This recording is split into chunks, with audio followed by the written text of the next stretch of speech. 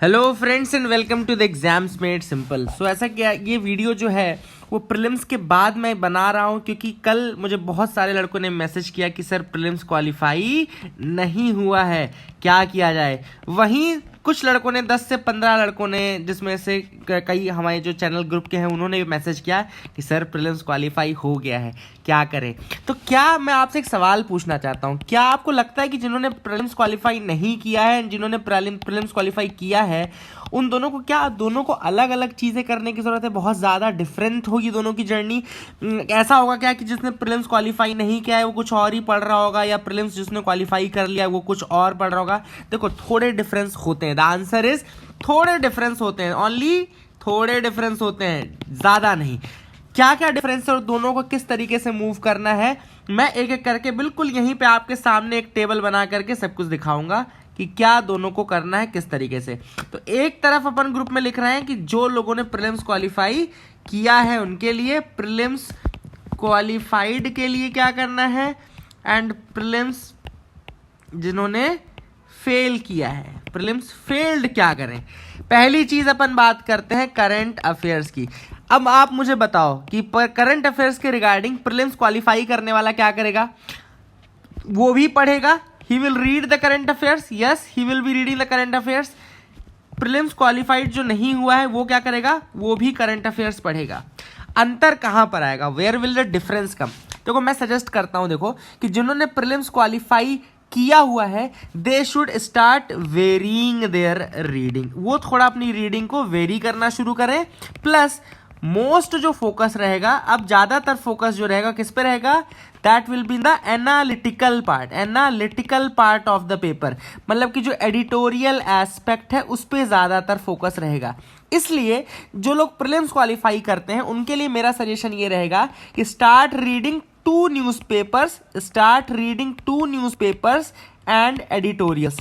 2 newspapers and editorials आप start करिए, ठीक है ना। One can be the Hindu as it is, second can be Indian Express, और अगर आपको इंडियन एक्सप्रेस नहीं करना है या हिंदू नहीं करना है तो इंडियन एक्सप्रेस के साथ आप स्क्रॉल कर सकते हैं, ठीक है ना। This is the thing which you can do. तो करंट अफेयर्स तो करना इसको भी है। क्या प्रीलिम्स फेल्ड वाले को करंट अफेयर्स नहीं करना है? ऐसा बिल्कुल नहीं है, उसको भी करंट अफेयर्स करना है, उसको भी इसी तरीके से द हिंदू पढ़ना ही पड़ेगा। इसका फोकस दोनों तरफ बराबर रहेगा।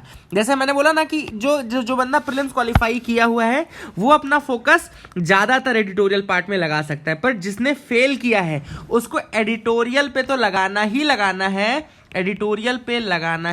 है, साथ ही साथ जो फैक्चुअल एस्पेक्ट है पेपर का, the factual aspect of the paper also needs to be kept in the mind. तो यहां पे ये डिफरेंस आता है, ज्यादा अंतर नहीं आता। करंट अफेयर जो लोग इस कैटेगरी में आते हैं, कैटेगरी 2 में है इस समय, वो एक न्यूज़पेपर द हिंदू को करें, है ना। स्ट्रेटेजी बिल्कुल एक न्यूज़पेपर पढ़िए, बहुत ज़्यादा आपको दिमाग भटकाने की जरूरत नहीं है।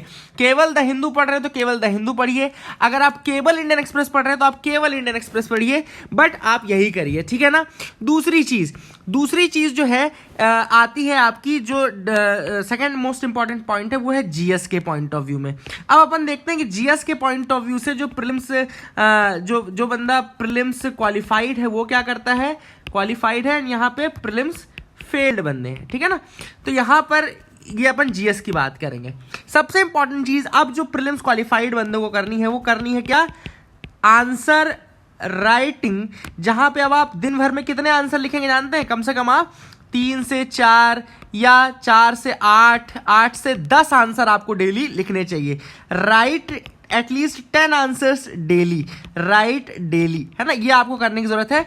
इसके साथ आपका मेजर जो फोकस रहेगा वो ऑप्शनल पे भी होना चाहिए, ऑप्शनल पे भी आपको फोकस करना पड़ेगा। एक और इंपॉर्टेंट चीज मैं बताऊंगा, थोड़ी देर बाद बताता हूं। चलो, ये आपको याद रखना कि अब आपको आंसर राइटिंग डेली करनी है। अब आप मुझे बताओ कि क्या आंसर राइटिंग प्रीलिम्स फेल्ड बंदे को नहीं करनी है क्या? देखो, जिन लोगों को लगता है कि जो लोग प्रीलिम्स फेल हो चुके हैं उनको आंसर राइटिंग नहीं करनी है, दे आर टोटली रॉन्ग। आपको भी आंसर राइटिंग करनी है भाई। आंसर राइटिंग एक ऐसी चीज है जो एक दिन में, 1 डे में या 2 डे में या 3 डे में नहीं डेवलप होती। It takes months to develop it, it takes years to develop it sometime, है ना। तो ये एक दिन की प्रैक्टिस नहीं है, काफी दिनों की प्रैक्टिस है और आपको वैसे ही प्रैक्टिस करनी पड़ेगी। तो आंसर राइटिंग का जो पार्ट है ना, वो भी दोनों बंदों को करना है। तो मैं बता रहा हूं कि आपको डिफरेंशिएट बहुत ज्यादा नहीं, आप लोगों की पढ़ाई का जो कंटेंट हो सकता है चेंज हो, लेकिन जो एस्पेक्ट, जो डायरेक्शन रहेगी वो बिल्कुल सेम रहेगी। That is what my point is. तो आपको भी आंसर राइटिंग करनी है और जिन्होंने प्रीलिम्स क्वालिफाई किया है उनको भी आंसर राइटिंग करनी है। डिफरेंस केवल इतना होगा कि वो 8 से 10 आंसर जहां डेली लिख रहे होंगे, वहां पर आप केवल 1 या 2 या 3 आंसर लिख रहे होंगे, ज्यादा नहीं लिख रहे होंगे, ठीक है ना। लेकिन आप लेकिन स्टार्ट कर चुके होंगे, ऐसा नहीं कि आप उसको छोड़ सकते हैं या लीव इट कर सकते हैं, ठीक है ना। एक और इंपॉर्टेंट एस्पेक्ट्स बता देता हूं मैं, जैसे जो लोग प्रीलिम्स क्वालिफाइड है उनके लिए बता दूं कि start reading some magazines also. जैसे अलग से एक मैगजीन आप रीड करने की आदत डाल लीजिए, जिसमें आप ईपीडब्ल्यू को इंक्लूड कर लीजिए, इकोनॉमिक एंड पॉलिटिकल वीकली को इंक्लूड कर लीजिए। आपके जो थॉट प्रोसेस है थोड़ा और ज्यादा डेवलप हो जाएगी, है ना। थॉट प्रोसेस को आपको अब डेवलप करने का टाइम आ गया है ना, क्योंकि आपको अभी नॉलेज इकट्ठा करना है, नॉलेज को एनालाइज करना है, नॉलेज को फिर अप्लाई करना है, ठीक है ना। तो ये आपको याद रखना है फॉर्मूला, नॉलेज, उसको एनालाइज एंड देन उसका एप्लीकेशन, तीनों चीजें करनी है। जो प्रीलिम्स फेल्ड बंदे क्या वो मैगजीन कर सकते हैं? तो बिल्कुल आप कर सकते हैं। कौन सी मैगजीन करिए? आप भी ईपीडब्ल्यू कर सकते हैं, है ना। आप भी, आपके पास 1 साल का टाइम है, बिल्कुल आप ईपीडब्ल्यू पढ़िए। डेली 1 आर्टिकल भी अगर आप पढ़ते हैं, डेली 1 आर्टिकल भी अगर आप करते हैं, तो that is more than enough रहेगा, ठीक है ना। एक इंपॉर्टेंट चीज मैं आपको बताता हूं, जैसे डिफरेंस एक जगह आता है, वो आता है कि जैसे प्रीलिम्स जो क्वालिफाइड बंदा है, जो प्रीलिम्स क्वालिफाइड निकाल के अभी तैयारी कर रहे हैं मेंस की, उनको क्या है, उनको सारे, जैसे उनको ऑप्शनल पे बहुत ज्यादा फोकस करने की जरूरत है, ऑप्शनल पे फोकस करेंगे, उनका बहुत ज्यादा फोकस रहेगा, आंसर राइटिंग पे बहुत ज्यादा फोकस रहेगा, इसके अलावा उनका एथिक्स पे थोड़ा ज्यादा फोकस रहेगा, है ना। ये सारी चीजें रहेंगी। जो प्रीलिम्स फेल्ड बंदे हैं उनके लिए मेरा सजेशन क्या रहेगा कि अभी आप GS 1 पे फोकस करिए, ठीक है ना। GS 1 पे फोकस करिए, जिसमें आपका वर्ड हिस्ट्री वाला पोर्शन आएगा, है ना, वर्ड हिस्ट्री वाला पोर्शन आएगा, डिजास्टर मैनेजमेंट वाला पोर्शन आएगा। तो मेरा सजेशन है कि प्रीलिम्स फेल्ड जो बंदे हैं उनको पहले स्टैटिक पार्ट कंप्लीट करना चाहिए, क्योंकि जब क्या होता है, जब प्रीलिम्स आप क्वालिफाई कर जाते हैं और मेंस के बीच में जो 2 महीने का गैप रहता है ना, उसमें अपन कभी भी वर्ड हिस्ट्री और ये सब नहीं पढ़ पाते, इनका टाइम ही नहीं मिल पाता है। सो मेरा सजेशन रहेगा पर्सनली कि अभी आप लोग क्या करिए, अभी जितनी ऐसे राइटिंग की प्रैक्टिस करनी है वो करिए। अभी आप GS 1 कंप्लीट करिए, GS 2 का जो स्टैटिक पार्ट है करिए, GS 3 का स्टैटिक पार्ट करिए, और जो प्रीलिम्स क्वालिफाइड बंदे हैं वो आंसर राइटिंग पे फोकस करें, एथिक्स पे, ऑप्शनल पे, ऐसे राइटिंग पे, ठीक है ना। इन सब चीजों पे ज्यादा फोकस करने की जरूरत है। रिवाइज तो आपको ऑब्वियस सी बात है सारी ही करने की जरूरत है, ठीक है ना। So that is the thing. अब कई लोग जो स्पेसिफिकली मैं बात कर लेता हूं, कुछ लोग जो प्रीलिम्स क्वालिफाई नहीं हुए, यानी कि प्रीलिम्स फेल्ड के लिए मैं कुछ चीजें और बता दूं। जैसे कि आप लोग ने आप कई लोग मुझसे कल पूछ रहे थे कि सर मेरा नहीं हुआ या ये हुआ, 82 मार्क्स आ रहे थे, 94 आ रहे थे, 96 आ रहे थे, नहीं हुआ, जो भी केस रहा हो। मैं आपको एक सजेशन देता हूं। पहली चीज तो आपको ये देखनी कि what mistakes you committed last year, आपने क्या मिस्टेक कमिट की। सबसे पहले अपने एक पेपर पेन उठा करके लिखो, अभी लिखो, स्टॉप करो, भले आपको पॉज करना है पॉज करो वीडियो, आप अपनी मिस्टेक तो देखो मिस्टेक कैसी हो सकती है। पहली मिस्टेक तो हो सकती है कि हमने भाई पढ़ा ही नहीं, पहली मिस्टेक तो ये। दूसरी मिस्टेक, पढ़ा तो लेकिन रिवाइज नहीं किया, ठीक है ना। तीसरी मिस्टेक, नोट्स नहीं बनाए या हैंड रिटन नोट्स नहीं थे तो रिवाइज करने में टाइम लग गया। चौथी कि ऑब्जेक्टिव सॉल्व नहीं किए थे, ऑब्जेक्टिव्स नहीं सॉल्व थे। पचमी, नर्वस हो गए थे, ठीक है ना। तो ये सारे अगर आपके प्रॉब्लम्स है, अगर देखो प्रॉब्लम नंबर 1 है, अगर मान लो पढ़ा ही नहीं है, तो क्या करो, पढ़ना शुरू करो। ऑब्वियसली बात है, सोल्यूशन क्या है, जो नहीं किया वो करना शुरू करो।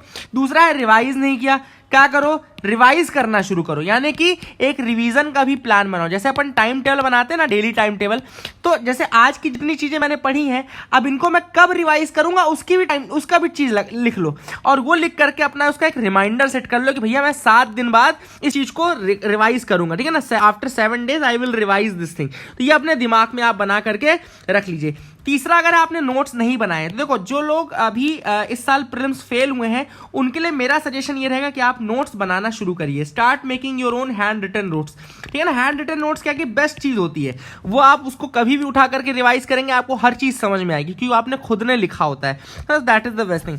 और अगर आपने नर्वसनेस थी या आपने पेपर नहीं सॉल्व किए थे लास्ट ईयर, तो इस साल अगर आपने कंटेंट पढ़ लिया तो आप अपने नर्वसनेस को दूर कर सकते हो by solving the test series papers and all. तो पेपर्स को बकायदा स्ट्रिक्टली आप एग्जाम पैटर्न में बैठ करके देना शुरू करो, आप कर लोगे, ठीक है ना। अब कई लोगों का सवाल एक आता है कि क्या शुरू करें भैया, आज से पढ़ना क्या शुरू करें, what to start, what should I do, what should I do after this prelims, ठीक है। अब इस प्रीलिम्स के बाद मैं क्या करूं, रिजल्ट के बाद, तो एक स्पेसिफिकली ये रिजल्ट है कि क्या करना चाहिए। तो पहली चीज जो आपको करनी चाहिए वो ये करनी चाहिए कि पहली चीज तो जल्दी जल्दी अपने एनसीईआरटी को रिवाइज कर डालो। अगर आपने पढ़ा है तो एनसीईआरटी रिवाइज कर लो, अगर आपने नहीं पढ़ा है तो एनसीईआरटी को आप क्या करो, एक बार पढ़ डालो, है ना। That is the very important book. दूसरी चीज, करंट अफेयर्स आप डेली का डेली अपडेटेड रहो, जो भी है, जैसा कि मैंने बताया है कि आप अपडेटेड रह सकते हैं। हम लोग का भी प्लान हमने शुरू किया है करंट अफेयर्स का, आंसर राइटिंग का, नॉट आंसर राइटिंग, ऐसे राइटिंग उसमें है, और इसके अलावा उसमें काफी चीजें, तो वो प्लान आप देख सकते हैं। अगर आपको सही लगता है तो आप उसको भी ज्वाइन कर सकते हैं। तीसरी चीज आप क्या कर सकते हैं कि start your optional as well. अभी आप अपना ऑप्शनल भी शुरू कर दीजिएगा, है ना। अपने ऑप्शनल को अगले आने वाले 4 से 5 महीने में आपको क्या करना है, फिनिश करना, एक रीडिंग फिनिश कर देनी एटलीस्ट। आपको कॉन्फिडेंस आ जाना चाहिए कि हाँ भाई मेरा हो गया एक बार। एंड इसके अलावा आपको क्या करना है, जो स्टैटिक वाला पोर्शन है, static GS1, GS2, GS3, static GS4, इसके आपके नोट्स आपके पास हो जाने चाहिए, हैंड रिटन बना लो और इसको तैयार कर डालो। तो ये आपको 4 टास्क दे दिए मैंने, है ना। ये किस तरीके से आप अरेंज करेंगे चीजों को वो आप कर लीजिए, that is the thing. And इसके बाद डेफिनेटली आपका ज्यादा इंटरेस्ट भी आएगा करने में। तो ज्यादा अंतर नहीं है, prelims failed and prelims qualified में ज्यादा अंतर नहीं है। आप लोग आराम से चीजें कर सकते हैं। एंड मैंने बताया जैसे कि प्रीलिम्स क्वालिफाइड वाले जैसे 2 पेपर शुरू करें, आप केवल 1 शुरू करिए, कोई दिक्कत नहीं है, लेकिन इसी तरीके से आपको आगे बढ़ना पड़ेगा। I give my best wishes to all of you. अगर अभी भी कोई डाउट है, अगर कोई डाउट है तो चलो मैं आपको बता रहा हूं, एग्जाम्स मेड सिंपल @TEMSIAS.com ये वेबसाइट है। यहाँ पे जो भी मेल डालोगे सारे मेरे पास आएंगे, मैं सारे देखूंगा। कोई भी डाउट है आप मुझे बताइए, है ना, फील फ्री। इसके अलावा हमारा टेलीग्राम ग्रुप है जिसको हम बोलते हैं TEMSIAS के नाम से, आप सर्च भी कर सकते हो, या t.me/TEMSIAS से आप ज्वाइन कर सकते हो, ठीक है ना। हमारा इंस्टाग्राम पेज है, मैं खुद अपना इंस्टाग्राम हैंडल चलाता हूँ जिसमें मैं सारे डाउट्स देखता हूँ। तो आप instagram.com/TEMSIAS पे जा सकते हो, ठीक है ना। तो कहीं पे भी आओ, आपका स्वागत रहेगा। कोई डाउट हो मुझसे पूछो। That is it for this video, I hope you liked it. हाँ, एक और चीज, मैं अलग से भी एक वीडियो बनाऊंगा जो लोग प्रीलिम्स क्वालिफाई किए हुए हैं। ये इसलिए था कि जो लोग प्रीलिम्स फेल हुए हैं उनको क्या करना है, आगे की अपन स्ट्रैटेजी थी। तो I hope you people get it. अपना सा जल्दी से एक प्लान बना करके मुझे कमेंट सेक्शन में बताओ कि आप लोगों ने प्लान बनाया या नहीं बनाया, और कितने महीने में आप ऑप्शनल कंप्लीट करने का सोच रहे हैं, कौन सा आपका ऑप्शनल है। ये सारी डिटेल्स आप मुझे कमेंट सेक्शन में दीजिए, उसके अकॉर्डिंग अपन और स्ट्रेटेजाइज करेंगे। So that is it, thank you, keep loving us, keep sharing us, thank you and have a nice day.